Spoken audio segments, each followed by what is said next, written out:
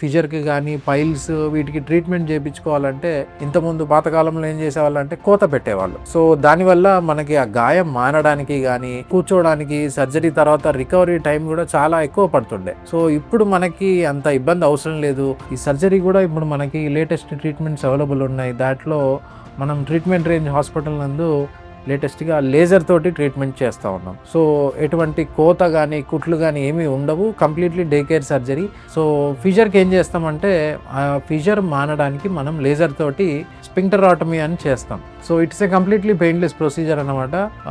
Hardly 1 day stay సరిపోతుంటుంది. And piles కూడా మనకేంటంటే పూర్తిగా లేజర్ తోటి ట్రీట్మెంట్ చేస్తూ ఉన్నాం. పైల్స్కి మనకేంటంటే లేజర్తో పాటు ఇంకోటి స్టాప్లర్ హెమరాయిడెక్టమీ అని చేస్తూ ఉంటాం. సో ఈ స్టాప్లర్ అనేది ఎప్పుడు వాడతామంటే మనకి పైల్స్ గ్రేడ్ 3 కానీ లేదంటే గ్రేడ్ 4 అంతకంటే పెద్దగా ఉంటే మనము ఆ రక్తనాళాలన్నీ స్టాప్లర్ అనే గన్ తోటి స్టాపుల్ చేస్తాం. సో ఇది కూడా లేజర్ లాగానే painless treatment, completely day care. So మీకు ఫిషర్ లేకపోతే పైల్స్ లేదంటే మోషన్ వెళ్ళేటప్పుడు నొప్పి రావడం కానీ, మోషన్లో రక్తం పడడం కానీ, మోషన్ వెళ్ళినాక ఒక 3-4 గంటలు మంట ఉంది, దురద వస్తుంది, ఇటువంటి సిమ్టమ్స్ ఏమన్నా ఉన్నా మీరు ఒకసారి ఖచ్చితంగా కన్సల్ట్ అవ్వండి. నేను ట్రీట్మెంట్ రేంజ్ హాస్పిటల్ నందు అవైలబుల్ ఉంటాను. Thank you.